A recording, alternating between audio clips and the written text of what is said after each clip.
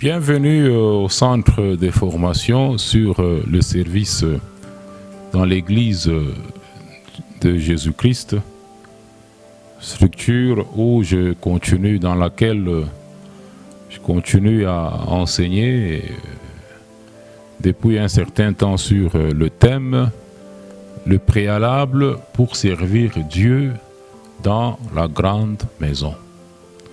Et avec comme le verset de base 2 Timothée chapitre 2, versets 20 à 21.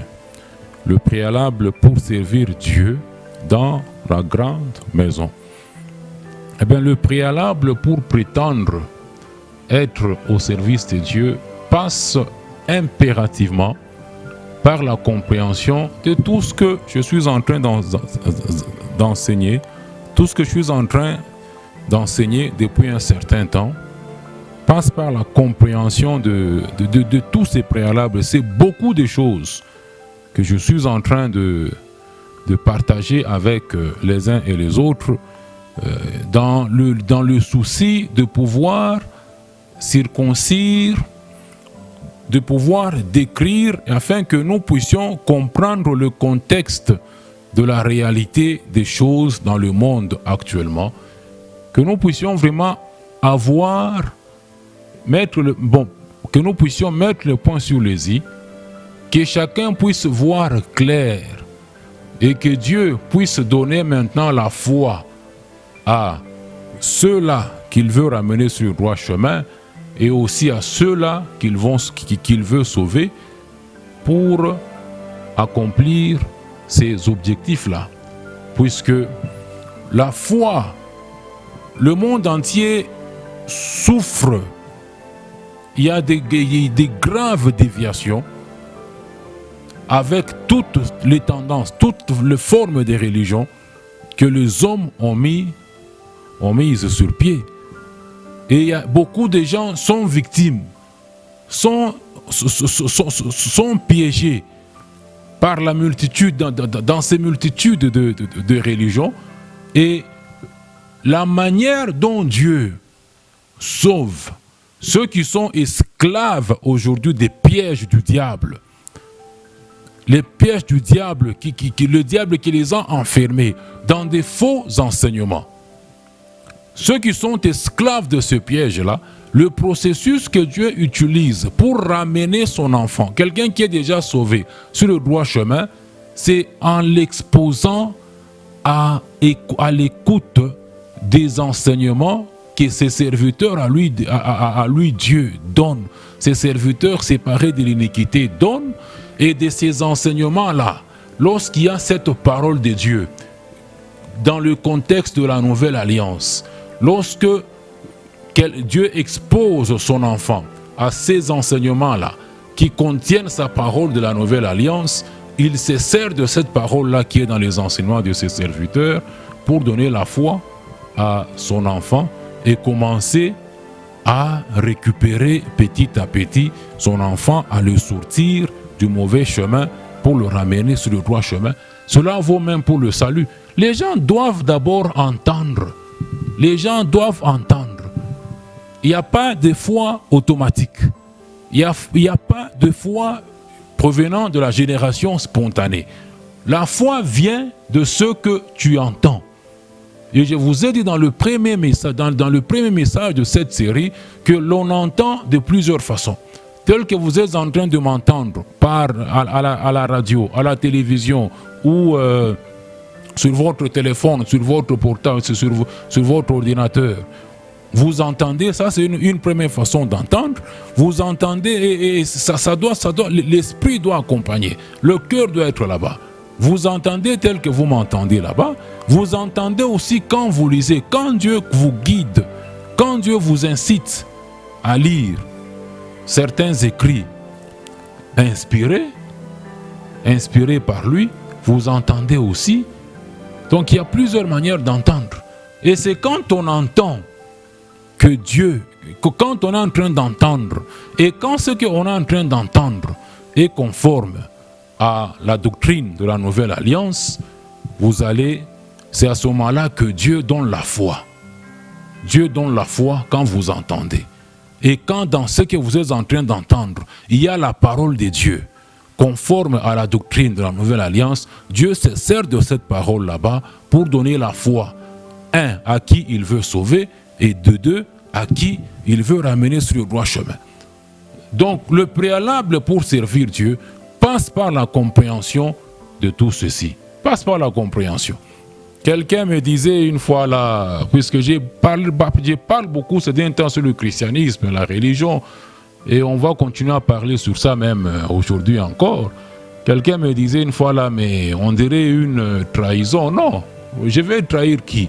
D'ailleurs, ce sont les gens du christianisme qui m'ont trahi, qui m'ont gardé esclave de leur religion, et le diable s'est servi de ce système là-bas. J'ai été piégé, comme beaucoup demeurent piégés aujourd'hui. Comme beaucoup demeurent piégés aujourd'hui. Moi, je ne trahis personne. Moi, je vais te trahir, toi, Bitandjadje, pour que je te trahisse. Non. J'étais esclave. Esclave du christianisme. Aveuglé spirituellement. C'était un temps de faiblesse, un temps d'aveuglement spirituel. Un temps d'aveuglement spirituel. Tout le temps passé dans le christianisme. Un temps d'aveuglement spirituel. Christianisme avec toutes ses communautés et autres. Un temps d'aveuglement spirituel. dont le préalable passe par la compréhension de tout ce que je suis en train d'enseigner depuis un certain temps. Et en tout cas, je bénis le Seigneur et sa direction dans ce travail.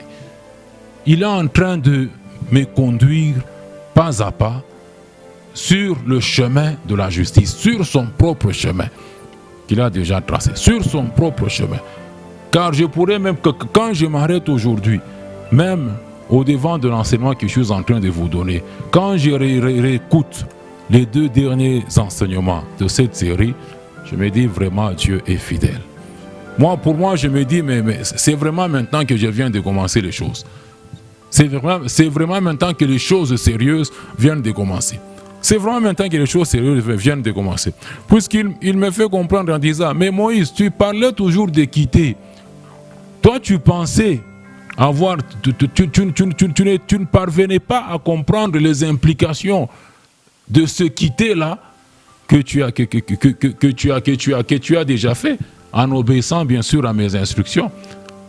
Il me dit, toi tu pensais quitter les communautés, mais alors que c'est le christianisme que tu as quitté. C'est ainsi que tu vas voir que tous les enseignements que tu as donnés dernièrement, des mois et des mois, tous avaient le séquel du christianisme. Tous avaient le séquel du christianisme. On a parlé des chrétiens, on parlait des chrétiens, on parlait de la doctrine chrétienne. Non, mais maintenant, on dirait que Joe match inanjasas. Il vient de me faire arriver maintenant au point de départ. Au point de départ de ce travail.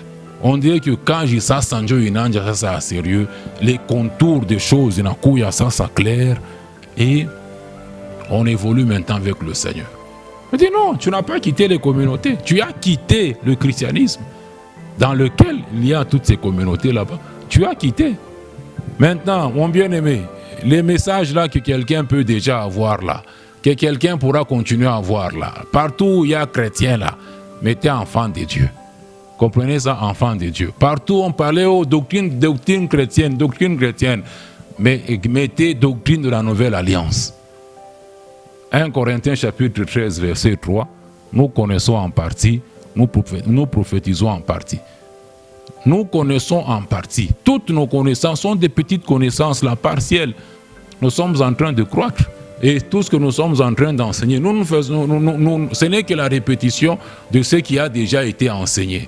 De ce qui nous a déjà été enseigné dans la doctrine de la Nouvelle Alliance par les saints apôtres, ceux qui ont posé les fondements et ceux qui nous ont transmis la doctrine de la Nouvelle Alliance. Plus jamais la doctrine chrétienne. Comme je l'ai dit dernièrement, en tant qu'humain, personnalité humaine, on peut toujours oublier, on peut toujours faire ceci ou cela, mais christianisme, ça c'est à laisser avec les gens du christianisme. En tant qu'enfants de Dieu, nous parlons de la doctrine de la Nouvelle Alliance, des enseignements de la Nouvelle Alliance. Donc le préalable pour être au service de Dieu passe par la compréhension de tout ce que je suis en train d'enseigner depuis un certain temps. Puisque Dieu vous a sauvés pour le servir. Dieu nous sauve pour le servir. Quand vous rentrez dans l'Ancien Testament, dans la dispensation, dans la période de Dieu, avec Israël seulement, quand Dieu avait fini par rejeter toutes les nations du monde et qu'il s'était constitué Israël comme son seul peuple, il délivre Israël d'Égypte pour que ces derniers aillent le servir à Canaan. Mais tous les enfants, tous les juifs n'étaient pas au service de Dieu. Tous les juifs n'étaient pas au service de Dieu. En Israël, seuls les sacrificateurs, les lévites, les prophètes et les rois étaient au service de Dieu. Seules ces 4 catégories étaient ointes en Israël et eux seuls servaient Dieu. Toute la masse des Juifs n'était pas au service de Dieu, c'était des wayambar, des spectateurs. Ils étaient représentés, et les Lévites représentaient toute la masse des Juifs. Ils servaient donc, ils étaient les représentants de tout le reste du peuple des Hébreux auprès de Dieu. Ils servaient à leur place. Il n'y a que ces 4 là-bas qui servaient Dieu. Et il n'y a que eux qui recevaient l'onction pour le service. Les sacrificateurs qui sont Aaron, la sacrificature dans l'Ancien Testament qui était l'affaire de Aaron et de toute sa descendance. Les Lévites qui servaient Aaron et ses descendants, les rois, les prophètes. Ce n'était que eux qui servaient Dieu dans la dispensation de Dieu avec Israël. Mais dans la dispensation de Dieu avec l'Église, basée sur la Nouvelle Alliance, tous les enfants de Dieu sont les serviteurs de Dieu, sont appelés au service, sont les serviteurs de Dieu. Et quand on parle du service, eh bien le service là, les gens pensent toujours que servir Dieu, c'est seulement prier, adorer ceci ou cela. Non. Toute la nouvelle création, tout enfant de Dieu vit pour Dieu, vit pour Dieu, vit pour Dieu.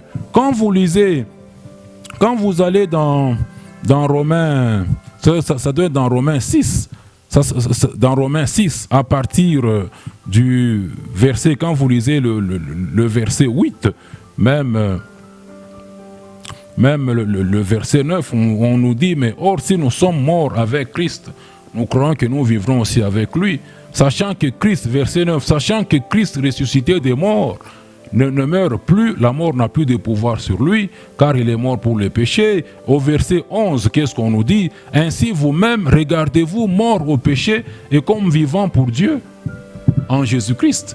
Regardez-vous pour morts au péché et comme vivants pour Dieu en Christ. Donc nous vivons pour Dieu. La nouvelle créature appartient à Dieu. Les enfants de Dieu lui appartiennent.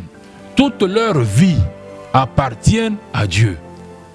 Toute leur vie appartient à Dieu. Les gens chantent dans le christianisme, font des prières religieuses, des déclarations religieuses. Oh Père, je te donne ma vie. Quelle vie toi tu as à donner à Dieu? Cette vie en tant qu'enfant de Dieu appartient à Dieu, lui appartient.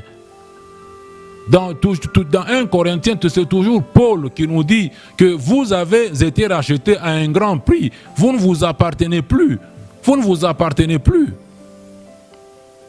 Quand Dieu extermine les premiers-nés en Égypte et qu'il préserve les premiers-nés des Hébreux, les Hébreux pensaient que c'était juste comme ça. C'était juste comme ça. C'était une faveur gratuite que Dieu leur faisait. Il leur dit, les gars, j'ai exterminé les premiers-nés d'Égypte, j'ai préservé les premiers-nés des Hébreux, eh bien tout premier-né, et il va même plus loin, même des bêtes, des animaux, des arbres, tout premier-né appartenait à Dieu. Appartenait à Dieu. Et il s'était constitué les premiers-nés. Il avait pris, il dit aux Juifs, j'ai préservé vos premiers-nés, je les copte à mon service. Ce sont mes serviteurs.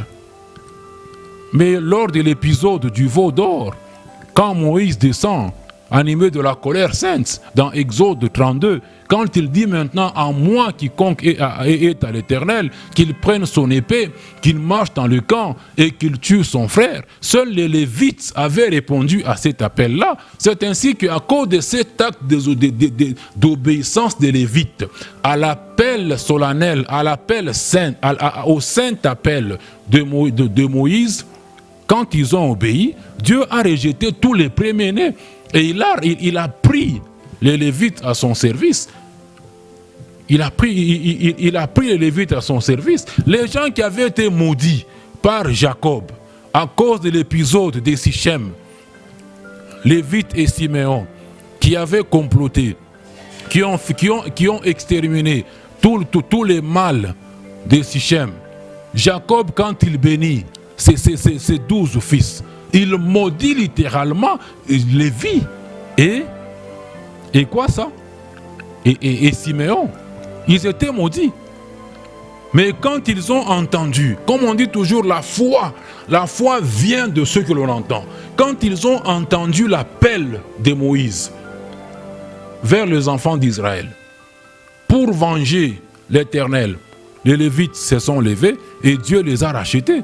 Il a roulé la malédiction qui était au-dessus d'eux en bénédiction. Il les a enregistrés à son service. Il sauve pour servir. Pour servir. Pour servir. Il sauve pour servir. Donc vous comprenez? Il n'a sauvé personne pour le plaisir, pour ses beaux yeux. Il n'a sauvé personne pour ses beaux yeux. C'est pour le servir et pour lui rendre un service agréable. Pour lui rendre un service agréable. Il appelle, il sort les Juifs du désert pour qu'ils aillent le servir. Les Lévites ont remplacé les premiers-nés des Hébreux. Et dans la Nouvelle Alliance, on vous dit que nous sommes membres, les enfants de Dieu se forment une assemblée, l'assemblée des premiers-nés. C'est vraiment pour servir. Et la nouvelle création appartient tout entière à Dieu. Appartient tout entière à Dieu. Donc, l'enfant de Dieu n'a pas une double vie. Tout ce qu'il fait sur cette terre entre dans le service de Dieu. Entre dans le service de Dieu. Quand quelqu'un est déjà sauvé, il est enfant de Dieu, tout ce qu'il fait entre dans le service de Dieu. Dieu, il est celui qui donne même l'emploi à son enfant.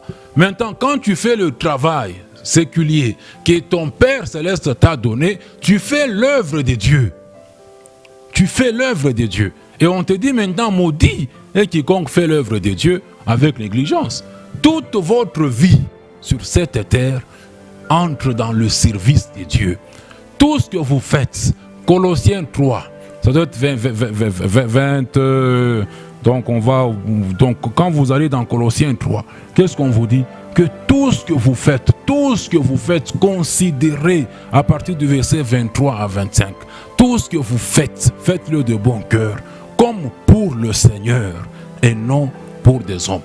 La nouvelle création, l'enfant de Dieu, le sauvé de Dieu, le racheté de l'Éternel, toute sa vie appartient à Dieu. Toute sa vie appartient à Dieu. Tu n'as pas de vie à offrir à Dieu, c'est sa vie. Il t'a sauvé, tu lui appartiens. De la même façon, quand il avait sauvé Israël, il a fait d'Israël son peuple à lui seul. Il a fait d'Israël tout Israël était le fils premier-né, son fils premier-né, adopté bien sûr. Toute ma vie appartient à Dieu. Tout ce que j'ai fait sur cette terre, c'est l'œuvre de Dieu. Servir Dieu, ce n'est pas seulement prier. Ce n'est pas seulement enseigner tel que j'enseigne là-bas. Ce n'est pas seulement enseigner. Quand je prends soin correctement de mes enfants, je sers Dieu. Je sers Dieu. Dieu me sauve. Et quand je suis son enfant, il permet que j'obtienne, il me donne certaines choses pour que je le serve efficacement.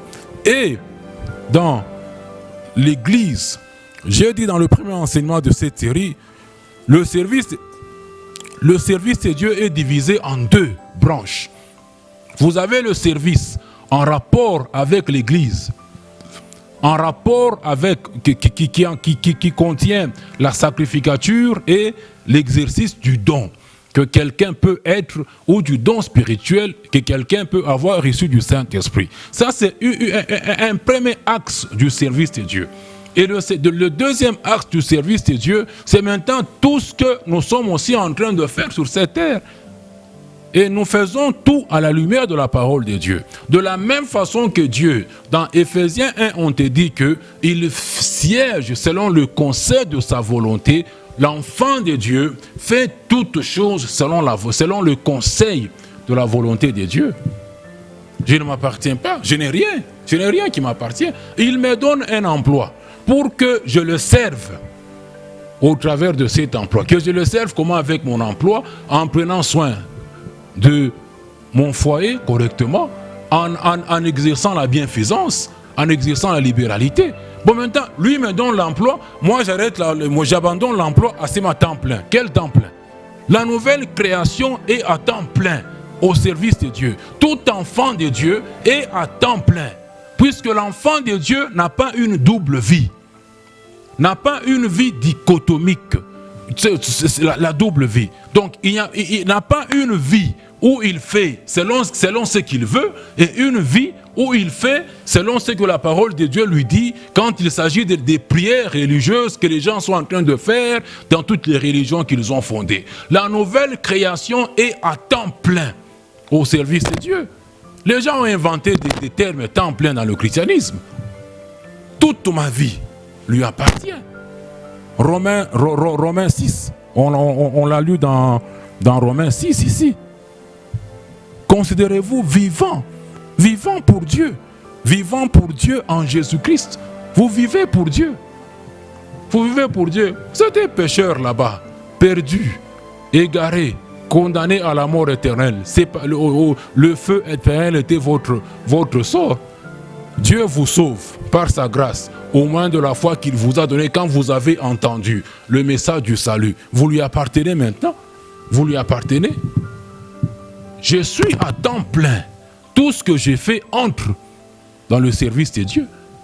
Quand je vais au boulot, c'est l'œuvre de Dieu que j'ai fait. Quand je prends soin de ma femme, quand je prends soin de mes enfants, c'est l'œuvre de Dieu que j'ai fait. Tout ce que j'ai fait entre dans le service. Entre dans le service. Et je dois tout faire à la lumière de la parole de Dieu. Donc c'est pour servir. Maintenant, avant que je ne rentre à enseigner encore davantage sur le service, il y a tous ces préalables qu'on est en train de voir depuis la dernière, ça fait, mais c'est le deuxième enseignement, le troisième enseignement de la série plutôt, et on fera même 100 dans cette série. Il y a beaucoup de choses. Par exemple, depuis qu'on a commencé là-bas, tout ce que je vous dis là, ce n'est que l'introduction. Il n'y a même pas une phrase de tout ce que je vous dis sur ces papiers. Maintenant, si je dois commencer à prendre l'enseignement que j'ai écrit que le Saint-Esprit m'a inspiré pour écrire, il faudra même 100. Même 100 dans cette série. Même quand vous viendrez, vous commencerez à venir au centre là-bas de formation, on parlera d'abord sur les préalables. Sur les préalables. Il y a une grande déviation pour ceux qui peuvent déjà être sauvés et un grand aveuglement spirituel pour ceux qui ne le sont pas encore. Les gens sont extrêmement religieux. Extrêmement religieux. C'est que Paul, c'est un verset qu'on lira dans la suite de cet enseignement, si Dieu le veut dans cet enseignement d'aujourd'hui. Quand il s'adresse aux Athéniens, quand il était au milieu de l'aéropage, de cette cour de cassation, la plus haute cour de juridiction en Grèce depuis le 19e siècle, il dit, mais quand je marche au milieu de vous, je me rends compte que vous êtes extrêmement religieux. Les gens sont extrêmement religieux aujourd'hui. Une déviation spirituelle comme vous n'avez pas idée. Un aveuglement spirituel sans précédent. Et tout ça, le jeu du diable. Le jeu du diable qui s'est emparé de beaucoup. Le diable s'est emparé. Beaucoup de gens sont tombés dans les pièges de l'ennemi qui s'est emparé d'eux et les a soumis à sa volonté.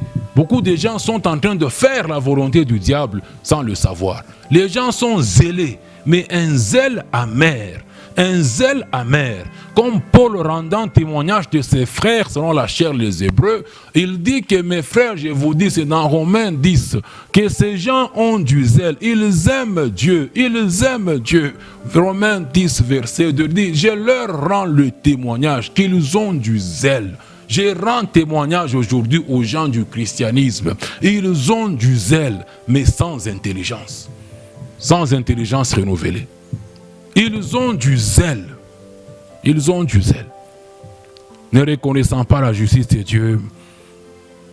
Bon, voyez, les gens ont du zèle. Quand vous rentrez dans la série que j'ai donnée, quelle est la base de ta conviction? Les gens ont une bonne conscience par rapport à tout ce qu'ils sont en train de faire, mais comme j'ai enseigné là-bas en disant la conscience, elle est relative, elle n'est pas absolue. La bonne conscience là est calquée, elle s'inspire de mauvaises normes, des faux enseignements qu'on a donnés aux gens depuis leur enfance. Eh bien, vous comprenez? Il y a tous ces préalables que vous devez comprendre. Dans tout ce que je suis en train de dire, partout où il y a la parole de Dieu, Dieu donne la foi. Il prend cette parole là-bas, il donne la foi à celui qui est dans son champ de mire aujourd'hui. À celui qui est dans sa ligne de mire là-bas, il lui donne la foi. Soit pour sauver, soit pour ramener sur le droit chemin. Donc c'est un peu ça. Et vous allez vous rendre compte que dans les 2 derniers enseignements de cette série, je n'ai cessé de beaucoup parler à propos de beaucoup parler du christianisme. Le christianisme qui est une religion que le monde a aussi mis sur pied et que le monde met sur le dos de Jésus-Christ. Les autres mettent ça même sur le dos de Paul. Ils disent que Paul est le fondateur du christianisme. Je ne sais pas où est-ce qu'ils tirent ça. J'ai lu ça quelque part là. Quand j'ai cherché, ça vient d'où cette histoire?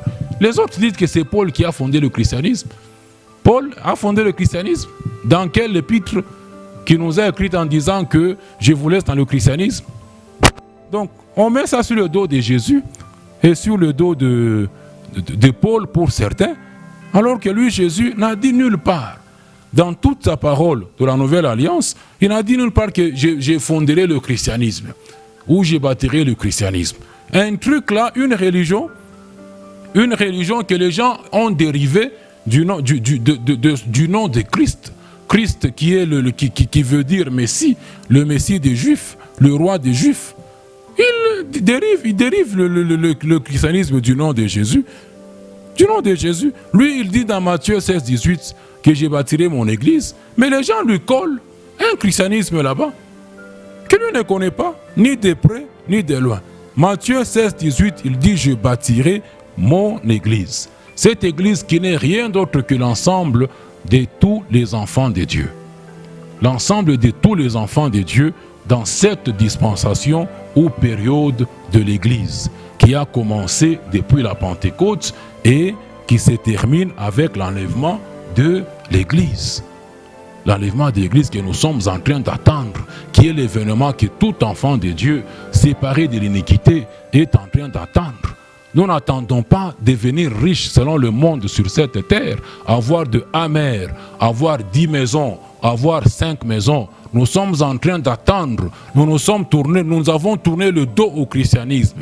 Nous avons tourné le dos à tout ce qui n'est pas conforme à la doctrine de la Nouvelle Alliance, servant notre Dieu dans ce corps périssable qui nous invite régulièrement, selon Romains 12, 1, à lui offrir comme un sacrifice vivant. Nous lui offrons ce corps tous les jours régulièrement et nous le servons dans ce corps mortel sur terre, attendant l'enlèvement de l'église. Nous attendons l'enlèvement de l'église. Je n'attends pas le millénium. Moi, je n'attends pas le millénium.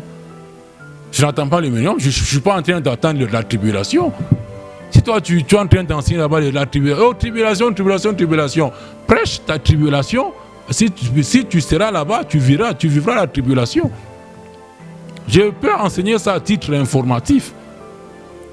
J'enseigne le peuple de Dieu et nous attendons l'enlèvement de l'Église. On peut parler des événements de la tribulation, du millénium, mais moi, je n'attends pas le millénium. Au millénium, je serai là-bas, puisque j'aurai déjà été enlevé quand le Seigneur revient prendre son Église. Cette Église n'est rien d'autre que l'ensemble de tous ceux qui sont sauvés. 1 Corinthiens 12, 13 nous le fait voir. Donc vous comprenez? Et la mission que Dieu poursuit au travers de cette série très très importante, c'est de ramener, de leur montrer noir sur blanc combien ils ont quitté le droit chemin, se créant leur propre chemin qui n'ont rien à voir avec sa volonté de la nouvelle alliance et ce qu'il veut, ce que Dieu veut pour ses enfants, c'est la sanctification. Pas la sanctification comme vous enseigne là-bas dans vos religions, oh Zambi, non, mise à part, c'est séparé de tout ce qui est contraire à la parole de Dieu. La sanctification, là-bas, quelqu'un, dans les prières religieuses que les gens font dans le christianisme, il prie là-bas, il demande pardon, et puis il dit, unitakase nadamu yako, unitakase, sanctifie, utaomba lamu ya Yesu, itutakase, lamu ya Yesu kutakase, hein? C'est ça? Jean 17, 17, qu'est-ce que Jésus te dit? Père, sanctifie-les par l'eau de ta parole, car ta parole est la vérité. Nous sommes sanctifiés quand nous écoutons la parole de Dieu et que nous obéissons à la parole de Dieu. L'expression le sang de Jésus, c'est une expression qui signifie, qui veut dire seulement l'œuvre expiatoire que Christ a accomplie pour le monde. Jésus n'est pas, il n'y a pas un récipient au ciel où le sang de Jésus a été collecté pour que quand toi tu viens là-bas, sang de Jésus, non, tu es sanctifié quand tu obéis à la parole de Dieu. Tu es purifié quand tu obéis à la parole de Dieu. Tu es mis à part, sanctifié pour maintenant se servir. Donc ce que Dieu veut pour son enfant, c'est que il quitte tout ce qui n'a pas de référence dans toute la doctrine de la nouvelle alliance. Et je m'adresse dans cette fonction en tant qu'apôtre de Jésus-Christ, pas apôtre d'un homme ni du christianisme, en tant qu'apôtre du Seigneur Jésus, don qu'il a fait à son Église. Je m'adresse à quiconque s'est dit enfant de Dieu. Je m'adresse à quiconque se dit enfant de Dieu. Je m'adresse à tout chrétien, celui qui s'appelle chrétien de nom là-bas, les chrétiens de nom, je m'adresse à vous. Aussi à tout homme de n'importe quelle religion du monde possible. Je m'adresse à tout ce monde là-bas. À quiconque de n'importe quelle religion. Puisqu'en tant qu'apôtre du Seigneur Jésus, mon champ missionnaire, c'est le monde. Mon champ missionnaire est mondial. Je parle aux enfants de Dieu. J'édifie les enfants de Dieu. Ceux qui sont déjà enfants de Dieu. Et c'est certains qui sont dans la souillure, dans des systèmes propres à eux-mêmes, en leur enseignant la doctrine chrétienne. La doctrine de la Nouvelle Alliance plutôt. En leur enseignant la doctrine de la Nouvelle Alliance. Quand ils entendent ça, Dieu prend sa parole, leur donne la foi, illumine les yeux de leur cœur, les ramène sur le droit chemin. Quand ils viennent rentrer sur le droit chemin, maintenant ils peuvent rendre un service agréable à leur Dieu. Donc enfants de Dieu, toutes les religions possibles du monde, aux gens de toutes les religions possibles du monde, je m'adresse à vous. Je parle de la part de Dieu à tout ce monde là-bas. Car pour votre information, le monde dans lequel nous vivons actuellement est composé d'un infini nombre de religions. Nombre infini de religions, mais dont les principales religions, mondialement parlant, on a les principales religions mondialement parlant. Parmi cet infini nombre de religions qu'il y a sur cette terre, les principales religions sont 1. Vous avez le christianisme. Le christianisme est la religion la plus répandue du monde entier, qui contient beaucoup de gens. Beaucoup de gens sont dans le christianisme sur cette terre. Et dans les statistiques qui ont été faites, on va prendre vos pics, vos papiers, on va faire de la mathématique. On va faire de calcul écrit. Les statistiques qui ont été faites à partir de 2015, 2010, 2015, voire même 2018, nous donnent au moins 2,4 milliards de personnes, soit au moins un tiers de la population mondiale appartient au christianisme. Et le christianisme est constitué de 3 branches principales. 3 branches principales forment le christianisme. Vous avez les protestants, vous avez les catholiques et vous avez les orthodoxes. Et ça, c'est sur le point du monde entier. Avec ces pourcentages, les protestants dans le monde entier représentent 38% de la population mondiale. Les catholiques, du point de vue mondial, représentent 51%. 51% dans le christianisme. Dans le christianisme, il y a ces 3 branches là-bas. Et les chrétiens et tous ceux qui sont dans le christianisme, le monde les appelle les chrétiens. Le monde les appelle chrétiens. Pas Dieu ne les appelle pas des chrétiens. Dieu appelle ses enfants. Le monde appelle tous ceux qui sont dans le christianisme les chrétiens. Ils représentent au moins 2,4 milliards de personnes, au moins un tiers de la population mondiale. Maintenant, dans ce christianisme là-bas, vous avez les protestants qui représentent 38% des chrétiens, les catholiques représentent 51% des chrétiens et les orthodoxes représentent 11% des chrétiens dans le monde entier. La deuxième religion, vous avez l'islam. L'islam, c'est la religion la plus pratiquée dans le monde entier. Christianisme plus répandu, mais pas plus pratiqué. Mais l'islam, c'est la religion la plus pratiquée dans le monde entier, avec au moins 1,8 milliard de personnes dans le monde entier. Mais les projections des statisticiens en 2050 prévoient 29,7% des musulmans contre 31,4% des chrétiens dans le monde entier. Bon, ils font leurs projections, au moins que si Jésus ne se manifeste pas toujours, ce sont des prévisions. Hein? Nous attendons l'enlèvement qui peut avoir lieu même maintenant. Nous partons, les statistiques ici tombent. Donc ils font ces analyses, à moins que Jésus n'attende leurs statistiques. Mais nous attendons l'enlèvement. Troisième religion, l'hindouisme. L'hindouisme, avec 1,1 milliard de personnes dans le monde entier, soit 15% de la population mondiale. Les musulmans représentent 23,2% de la population mondiale. Le bouddhisme, avec 510 millions de personnes, soit 7,1% de la population mondiale. Le judaïsme, avec 0,2% de la population mondiale. Vous avez aussi l'irréligion, les gens sans religion. Les statisticiens donnent 1,16 milliard des irréligieux dans le monde entier.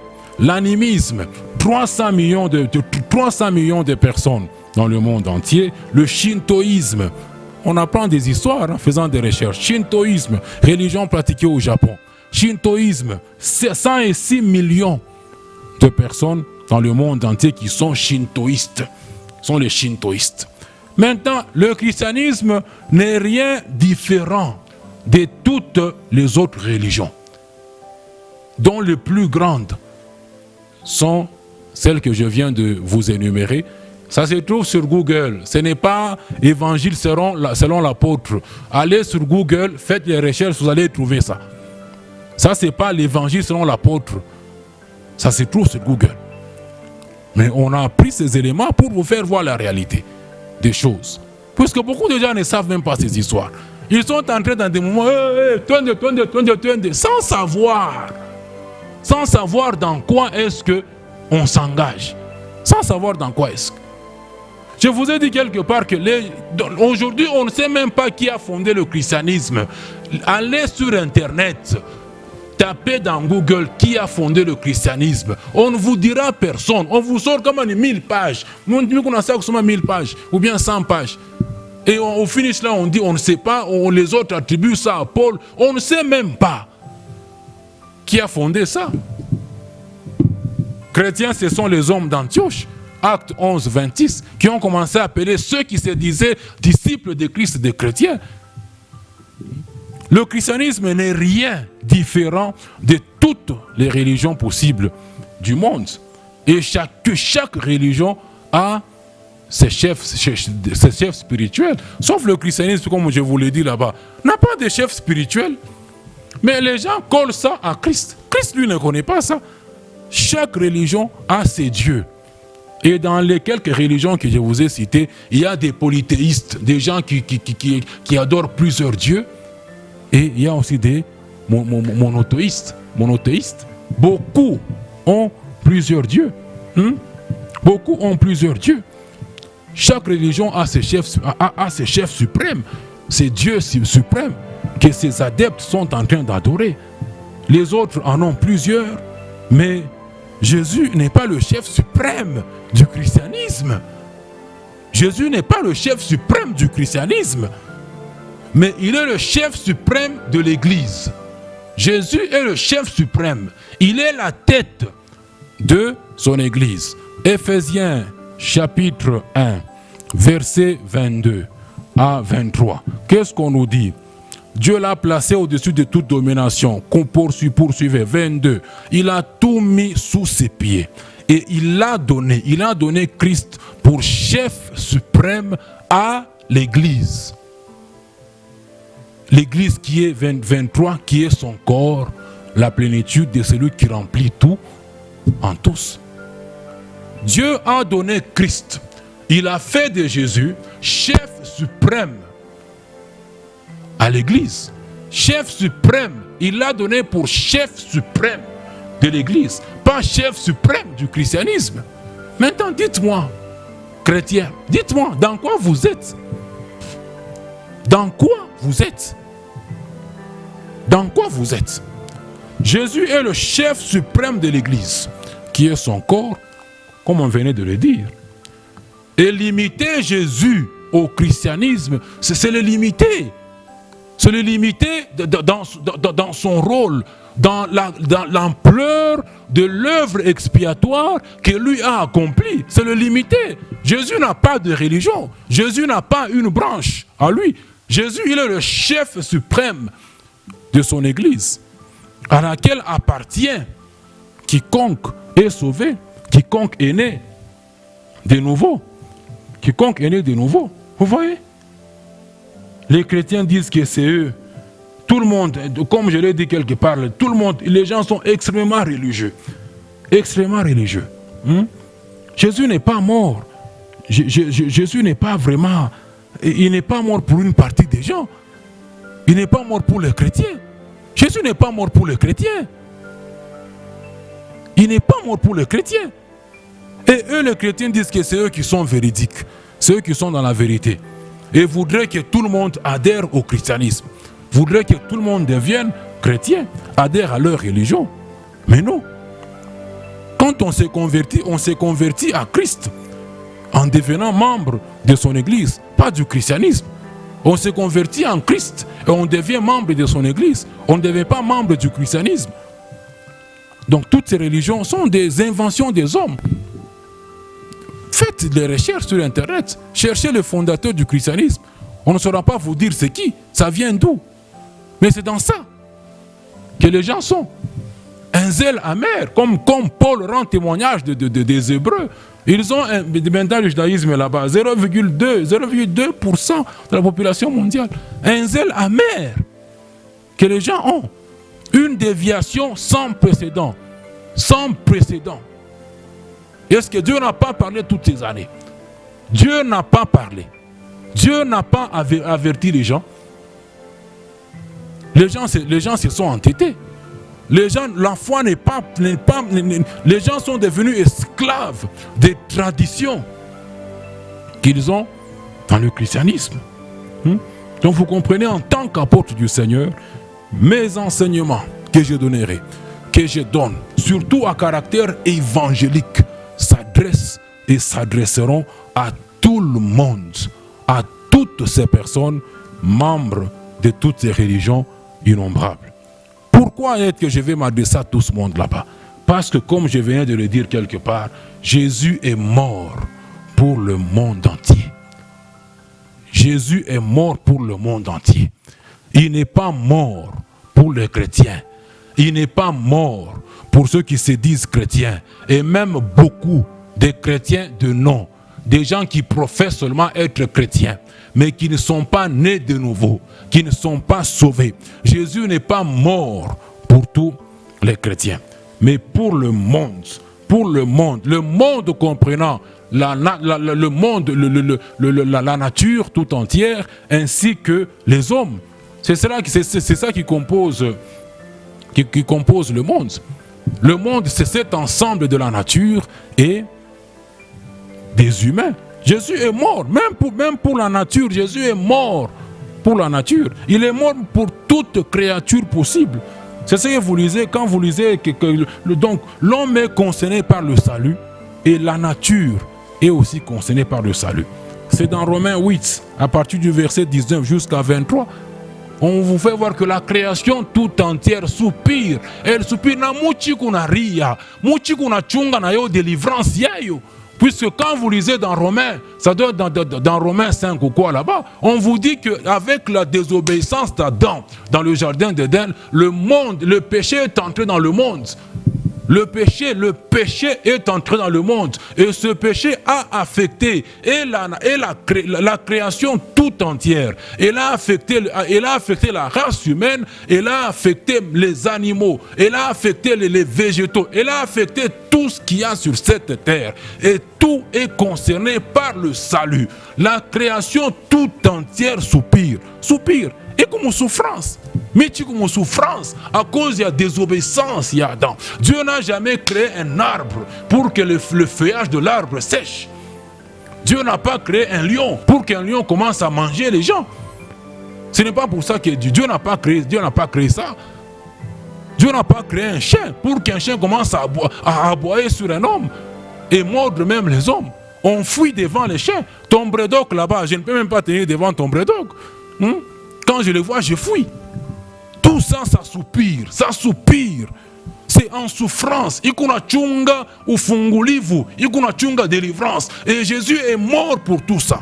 Il est mort pour la nature. Il est mort pour le monde végétal. Il est mort pour le monde animal. Et il est mort pour toute la race humaine. Il est mort pour tous les hommes. Il n'est pas mort pour les chrétiens. Il est mort pour tout le monde. Quand Jean-Baptiste le présente au Jourdain, dans Jean chapitre 1, verset 29, il dit quoi? Voici l'agneau de Dieu qui ôte le péché du monde. Qui n'ôte pas le péché des hommes, le péché du monde, qui ôte le péché de ce monde dans lequel nous sommes en train de vivre. Dans la nouvelle Jérusalem, terrestre, même céleste, même la nature, ça sera d'une nouvelle nature. Une nouvelle nature. Lo miti kuna huku kuna kufwa, mayani kuna kauka, habitoshe matunda, tout ça. Conséquence ya zambi en Éden. Conséquence ya zambi en Éden.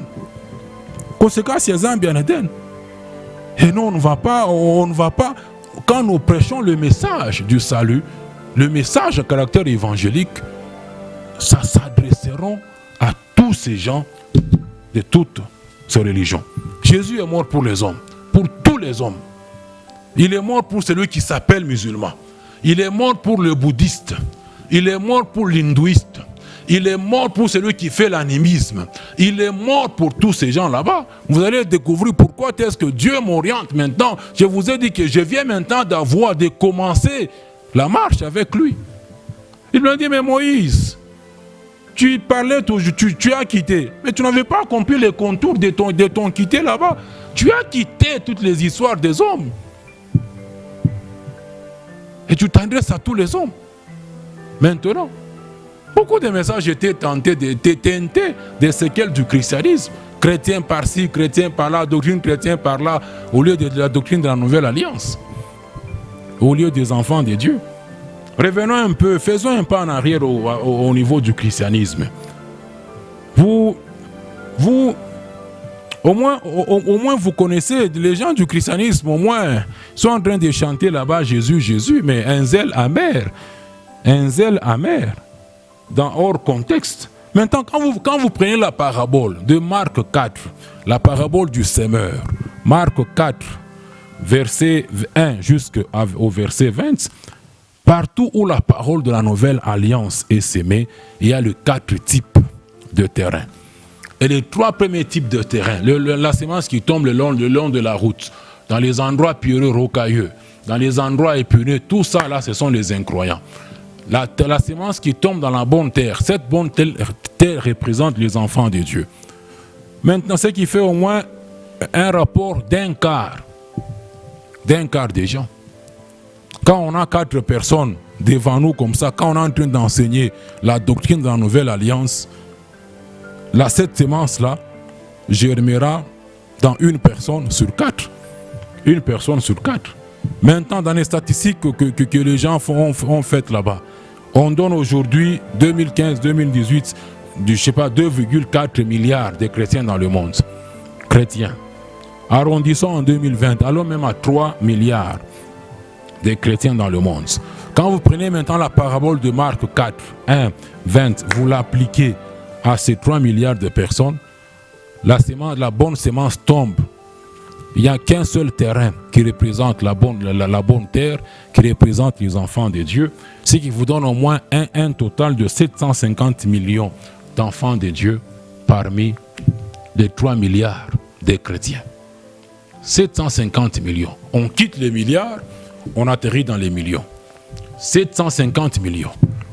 Ça, c'est si la parole qui était enseignée était conforme à la nouvelle alliance. Maintenant, ce qui est enseigné, ce que les gens disent enseigner dans le christianisme, hors contexte de la dispensation de Dieu avec l'Église. Hors contexte. Vous imaginez un peu l'ampleur du dégât. On risque de ne même pas avoir les 1 quart avec la ruine actuelle qu'il y a dans le christianisme. Vous imaginez un peu le dégât. Quelqu'un se lève là-bas, il va évangéliser. Il se met à présenter des bonbons aux gens, des cadeaux aux gens. Il dit non, il formule d'abord un message là-bas. Et puis, si vous voulez être comme moi, si vous voulez avoir des histoires comme moi, acceptez Jésus, donnez votre vie à Jésus. Mais ça c'est un faux message. C'est un faux message. Tu présentes d'abord des beignets. Tu présentes le pain. Et puis à la fin, oh non, si vous voulez avoir le pain, si vous voulez être comme moi, acceptez Jésus. Jésus est mort pour vous, ceci et cela. Et puis les gens viennent là-bas en masse. Ils courent même. Mais un faux message. Ils répondent à un faux message. Ils répondent puisque vous leur avez fait une présentation là, embellie de ce que vous pensez être le salut. Les gens répondent à votre message, mais ne comprennent pas. Est-ce que les gens comprennent le pourquoi du salut? Est-ce que les gens comprennent pourquoi est-ce qu'ils ont besoin d'être sauvés? Est-ce que les gens comprennent ça? Est-ce que les gens comprennent ça? Jésus t'aime, Jésus t'aime. Ça signifie quoi? Jésus t'aime. Vous comprenez est-ce que vous avez la profondeur de cette phrase-là? Jésus t'aime. Est-ce que vous comprenez ça? Vous comprenez ça? Dans Jean 6, une longue histoire. On m'a déjà signalé là-bas que mon temps est presque quiche. Jean 6 là-bas. Vous pouvez commencer à partir du verset 1 jusqu'à 66. Ce sont des gens, les mangeurs de pain. Ils ont mangé le pain aujourd'hui. Jésus dit, ils étaient à la mer d'un bord de la mer de Tibériade. Il dit à ses disciples, passons à l'autre bord. Le disciple le précède. Quand ils partent, quand le disciple part, la foule là-bas ne voit pas Jésus monter dans la barque. Demain, comme il n'y avait plus de barque, demain, ma barque il est dans Gambouina Ruina Rudi. Non, mon tout pas de mettre comme tout mon faute et pengine. Ils arrivent là-bas, ils trouvent Jésus à l'autre bord. Ils disent, Rabbi, mais comment tu es venu ici, Jésus? Jésus dit, vous me cherchez, non pas, c'est parce que vous ne me cherchez pas pour ce que je suis. Vous ne me cherchez pas pour ce que je suis, mais vous me cherchez parce que vous avez mangé le pain. Parce que vous avez mangé le pain et que vous êtes rassasiés, vous venez encore pour manger le pain. Des gens qui suivaient Jésus pour le pain. Les disciples de Jésus. Je vous épargne toute l'histoire. Mais quand vous arrivez au verset 66 là-bas, on vous dit maintenant plusieurs de ses disciples qui l'avaient suivi là-bas, les mangeurs de pain, se sont retirés. Je suis dans mon foata. Il commence à nous parler à Kura Mwili Yake. C'est quoi ça? Intelligence obscurcie. Ils ont tourné le dos. Ils sont partis. Les gens présentent un faux message d'évangile, un faux message évangélique. Les gens répondent, mais ils répondent à quoi? Ils répondent à quoi? Est-ce que les gens comprennent la nécessité du salut? Pourquoi est-ce que tu as besoin d'être sauvé? Le salut signifie quoi pour toi? Ça, c'est le choix que la grâce de Dieu m'ait amené à faire, que je ne regretterai jamais. Si c'était à refaire, je ne ferais que ce choix là-bas. Le choix d'être sauvé par le seul canal de Dieu qui est Jésus-Christ. On parlera de tout ça dans le préalable. Pour que tu comprennes la nécessité du salut. Pourquoi tu as besoin d'être sauvé? Pourquoi tu as besoin d'être sauvé? Donc vous vous rendez compte, quand on fait un parcours rapide dans le christianisme, en appliquant la parabole de Marc 4, 1, 20, c'est les dégâts. On risque de même pas avoir un quart. On risque même d'avoir maintenant 0,4, 0,5 sur 4. Puisque ce que les gens disent enseignent dans le christianisme, c'est autre chose. Mais puisque c'est d'abord un mouvement qu'ils se sont formés, c'est tout ça. Et je suis en il me reste combien de minutes là? Et maintenant, frère, Miri. Donc vous allez comprendre que en tant qu'apôtre du Seigneur Jésus, je parle en matière de salut à toutes ces religions. À toutes ces religions, car Jésus est mort pour tous les hommes. Pour celui qui professe juste être chrétien de nom, mais qui n'est pas encore sauvé, il est mort pour le musulman, il est mort pour les hindous, il est mort pour le judaïste, le juif, il est mort pour les bouddhistes, les shintoïstes, il est mort pour les animistes, il est mort pour les irréligieux. Il est mort pour tout ça. Et je présente à tous ces gens là-bas, je leur présenterai toujours l'évangile de la grâce de Dieu. L'évangile de la grâce de Dieu, par son seul moyen qui est Jésus-Christ de Nazareth. Le préalable pour servir Dieu dans la grande maison. Il y a des préalables. Nous allons parler sur ça. Nous allons parler au centre, on va parler sur ça. Afin que Dieu donne la foi à ses enfants, à ceux qui sont déjà ses enfants, qu'il fasse jaillir la lumière contenue dans sa parole, dans leur cœur, afin de les dégager des pièges du diable qui s'est emparé d'eux et les a soumis à sa volonté. Et celui qui est dans son programme pour être sauvé, il le sauvera aussi. Que mon Dieu vous bénisse. Eh bien, pour celui qui est déjà sauvé, pour lui seul, que l'amour de Dieu soit avec lui, que la grâce du Seigneur Jésus soit avec lui et la communion du Saint-Esprit, au nom de Christ Jésus. Amen.